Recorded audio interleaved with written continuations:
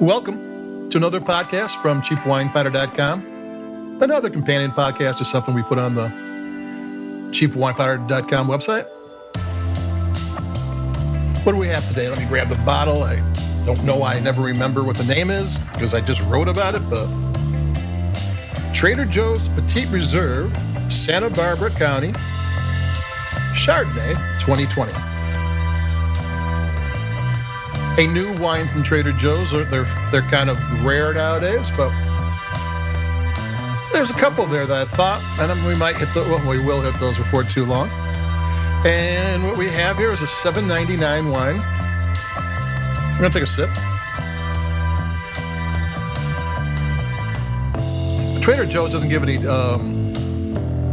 technical notes or anything. The back of the label has 2 or 3 tasting notes, but I always do my own. I don't never trust what anybody else tastes. And you shouldn't trust what anybody else tastes either. If I say it's something and you don't taste it, that's better. That means you know what you want. You're tasting what you taste. But anyway, so we're going to talk about Santa Barbara. Santa Barbara is, well, if there is no traffic, about an hour north of Los Angeles. There's always traffic, so it takes longer. And what's interesting about Santa Barbara is that it kind of, where the vineyards are, kind of juts out into the Pacific Ocean. It's kind of like triangular. So it's got Pacific Ocean water on the north, the south, and the west. And there's coastal mountain ranges there too. And so it's one of the coolest growing areas in all of California, even though it's in an area that gets very, very hot in the summertime.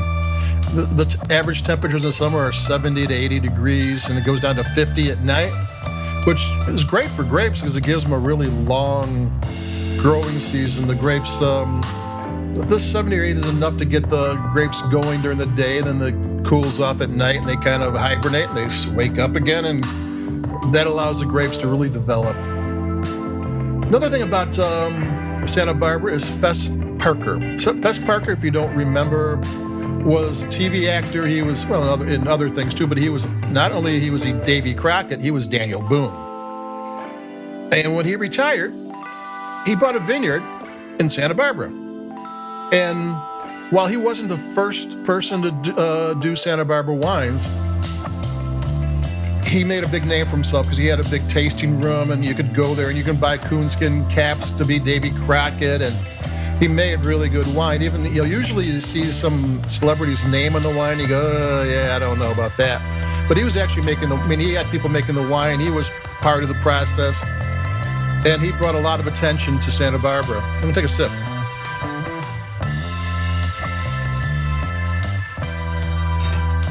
Now, Santa Barbara is a area known for Chardonnay. That's their number one grape, but they're probably best known for Pinot Noir. And then there's the movie Sideways. I don't know if every so often Sideways is on Netflix or HBO Plus or whatever. It's, I don't know how many years now, 10, 12 years ago. It was about 2 men going on a final get-together before one of them gets married. And it's not really about wine. But one of the characters says he hates Merlot while he went on and on about his love for Pinot Noir. And the really weird thing about it, even though the movie was kind of set on going on a wine trip, that wasn't really a wine movie, is the sales of Merlot plummeted and Pinot Noir took off. To this day, it's still going to, before this movie, there's Pinot Noirs, but it wasn't a thing. And Merlot was a thing, and now it's trying to get back, and there you go. And I was reading Wine Folly, which you might want to check out. She's really good. Madeline does that. And one unique thing about Santa Barbara is that the coastal mountain ranges, all these coastal places all have mountain ranges. They're all high up in the mountains. They have crazy soils from prehistoric times. But in Santa Barbara, the mountains run east-west, where all the other California coastal mountains. Gonna take a sip. Gotta wet my whistle. Run north-south. which means that the Santa Barbara mountain ranges are sideways, which I guess that's where the name of the movie came from, even though it never really explained that, as I can recall. It's been a while since I've seen it. So there you go. This Chardonnay has lots of flavors. It's soft on the palate.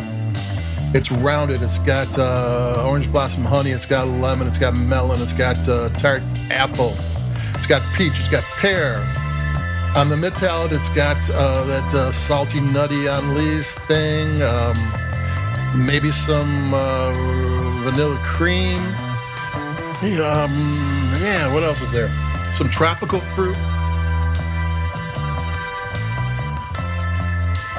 If it's oaked, I think it might be a little bit of oak somewhere around the ways, but it's not overly oaked. It's kind of just a little bit of flavor here and there.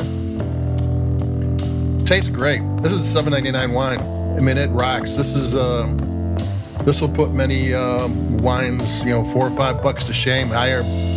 The typical Santa Barbara County Chardonnay sounds like 15 and up.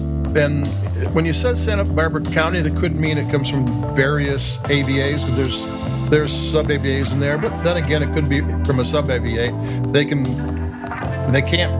put the bigger name on there, but they can't say it's something smaller when it's not. So there you go. It's made by ABJ Wines, which according to California Wine Colo is Austin Briggs Jr. Wines.